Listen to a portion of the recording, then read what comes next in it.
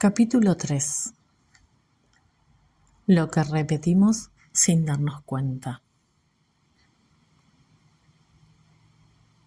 Cuando nuestra historia vuelve a aparecer en los vínculos.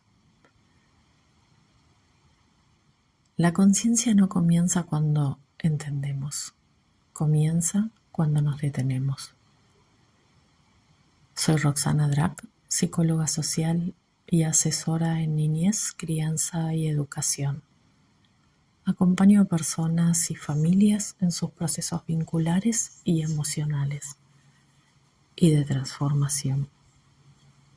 Esto es, hablemos de vínculos. Un espacio para detenernos, hacernos nuevas preguntas y encontrar otras maneras de comprendernos y acompañarnos. En el episodio anterior hablamos de cómo aprendemos a vincularnos. Vimos que no llegamos a cada encuentro como una hoja en blanco. Llegamos con una historia, con formas aprendidas de acercarnos, de cuidarnos, de pedir, de callar, de confiar y también de protegernos. Hoy quiero invitarte a ir un poco más adentro, a mirar esas situaciones que, aunque cambian las personas y los escenarios, parecen repetirse en nuestra vida. Tal vez cambien las parejas, pero volvemos a sentir que no somos elegidos. Cambia el trabajo, pero nuevamente sentimos que tenemos que demostrar nuestro valor todo el tiempo. Cambia el grupo de amigos, pero volvemos a ocupar el lugar de quien escucha, acompaña y sostiene a todos, mientras casi nadie sabe lo que nos sucede a nosotros. O quizás frente al silencio o a la distancia de alguien aparece rápidamente la sensación de que hicimos algo mal. ¿Por qué algunas historias parecen repetirse? ¿Es simplemente casualidad? ¿O hay algo de nuestra manera de vincularnos que vuelve a ponerse en juego? Muchas de nuestras respuestas actuales comenzaron a formarse mucho antes de que pudiéramos comprenderlas. Si aprendimos que para recibir atención teníamos que portarnos bien, quizás hoy sintamos que debemos complacer para ser queridos. Si nuestras emociones no encontraron demasiado lugar, tal vez hayamos aprendido a callarnos, a resolver solos o a pensar que pedir ayuda es molestar. Si el cuidado fue imprevisible, quizás hoy necesitemos tener todo bajo control para sentirnos seguros. Y si alguna vez sentimos que una persona importante podía alejarse, puede que hoy una demora, un silencio o una diferencia despierten un temor mucho mayor que la situación presente. No repetimos porque queremos sufrir, tampoco porque no hayamos aprendido nada. Muchas veces repetimos porque ciertas maneras de vincularnos se volvieron conocidas. Y lo conocido, aunque duela, puede producir una sensación de familiaridad. A veces confundirnos lo conocido con lo seguro. Y ese confundir lo conocido con lo seguro no es porque realmente nos haga bien, sino porque ya sabemos cómo nos movemos allí. Conocemos ese lugar, sabemos cómo esperar, cómo sostener, cómo adaptarnos y cómo intentar que el otro no se vaya. Incluso cuando sabemos cómo sobrevivir a la decepción.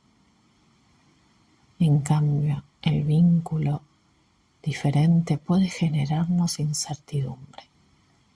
Tal vez alguien nos escucha y no sabemos qué decir, nos ofrece ayuda y nos cuesta recibirla. Respeta nuestros tiempos y pensamos que no le importamos.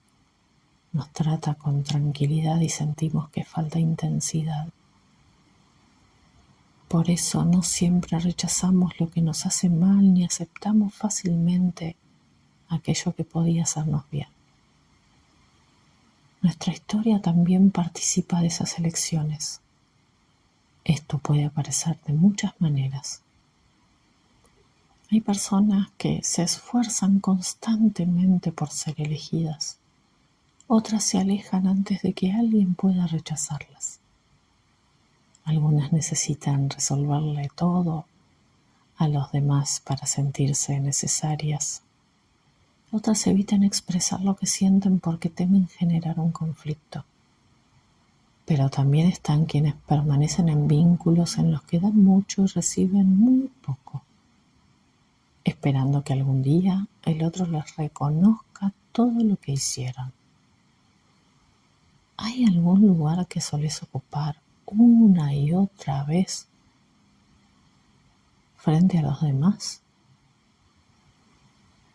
El que cuida, el que espera, el que resuelve, el que se adapta, el que calla para no incomodar, el que se va antes de sentirse abandonado. Reconocer estos lugares no significa culparnos. Detrás de cada patrón suele existir una necesidad, la necesidad de pertenecer, de sentirnos vistos, de conservar el vínculo, de evitar un dolor que ya conocemos. En algún momento, esta forma de responder quizás nos ayudó. Fue una manera posible de protegernos, de mantenernos cerca de alguien o de atravesar una situación para la cual todavía no teníamos otros recursos. El problema aparece cuando seguimos utilizando la misma respuesta, aunque nuestra vida haya cambiado. Es como si una parte de nosotros continuara reaccionando frente a una historia anterior. Entonces una diferencia de opinión puede sentirse como un rechazo. Un límite puede vivirse como un abandono y un silencio puede interpretarse como desinterés. Y un error puede despertar el temor de dejar de ser queridos. No siempre respondemos únicamente a lo que está sucediendo. A veces también respondemos a lo que esa situación despierta en nosotros. Por eso, antes de reaccionar, puede ser importante detenernos y preguntarnos: ¿qué está ocurriendo realmente en ese momento? ¿Qué estoy suponiendo? ¿Qué emoción apareció? ¿Esta emoción pertenece solamente a esta situación o también se parece a algo que ya viví? ¿Qué temo que pueda suceder? Estas preguntas no buscan que dudemos de todo lo que sentimos. Lo que sentimos es real. Pero que una emoción sea real no significa que nuestra interpretación sea la única posible. Podemos sentir miedo a alguien que se aleje y al mismo tiempo reconocer que una demora es una respuesta. No siempre significa abandono. Podemos sentirnos rechazados frente a una diferencia y aún así comprender que el otro puede estar pensando distinto sin dejar de querernos. Podemos sentir incomodidad cuando alguien nos pone un límite y comenzar a descubrir que ese límite no necesariamente destruye el vínculo. Detenernos crea un pequeño espacio entre lo que ocurre y nuestra respuesta. Y en ese espacio puede aparecer algo nuevo. Tal vez podamos preguntar en lugar de suponer, hablar en lugar de acumular, esperar antes de insistir, escuchar lo que el otro está diciendo, aunque sea diferente de lo que esperábamos, o reconocer que estamos intentando forzar una respuesta para calmar nuestro propio miedo. No se trata de controlar todas nuestras reacciones ni de responder siempre de la manera correcta. Se trata de comenzar a reconocerlas. Porque aquello que podemos observar deja de actuar completamente a escondidas. Y cuando identificamos una repetición, comenzamos a tener la posibilidad de elegir. Podemos seguir respondiendo como siempre o intentar algo diferente. Quizás decir lo que necesitamos con claridad, pedir ayuda, poner un límite y aceptar lo que no podemos resolverle la vida al otro.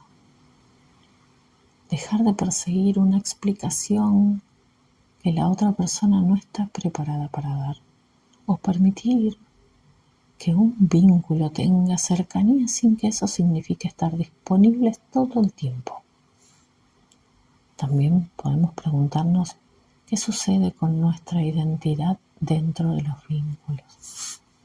¿Podemos ser nosotros mismos o sentir que debemos modificar lo que pensamos, sentimos o necesitamos para ser aceptados? ¿Nos permitimos decir que no? ¿Podemos expresar una diferencia sin creer que todo va a romperse? A veces, para no perder al otro, vamos perdiendo pequeñas partes de nosotros. Callamos algo, postergamos una necesidad, aceptamos situaciones que nos lastiman, nos acomodamos una y otra vez, hasta que un día sentimos cansancio, enojo o una distancia que no sabemos cómo comenzó. Por eso, revisar lo que repetimos no consiste solamente en mirar a quién elegimos. También implica observar quiénes somos nosotros dentro de cada vínculo. Y hay algo importante. Comprender nuestra historia no significa quedarnos atrapados en ella.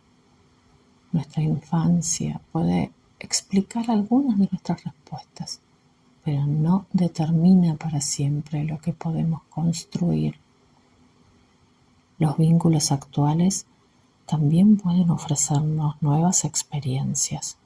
Podemos encontrarnos con personas que respeten nuestros límites, que no nos exijan demostrar constantemente nuestro valor, que nos permitan equivocarnos y reparar, que puedan estar cerca sin invadirnos y que nos den espacio sin desaparecer. Pero para poder reconocer estas experiencias, a veces necesitamos aprender a tolerar que lo saludable puede sentirse extraño al principio.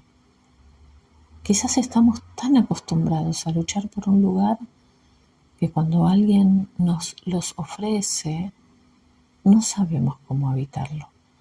Tal vez confundimos la tranquilidad con falta de interés, porque aprendimos a reconocer el amor solamente cuando venía acompañado de incertidumbre.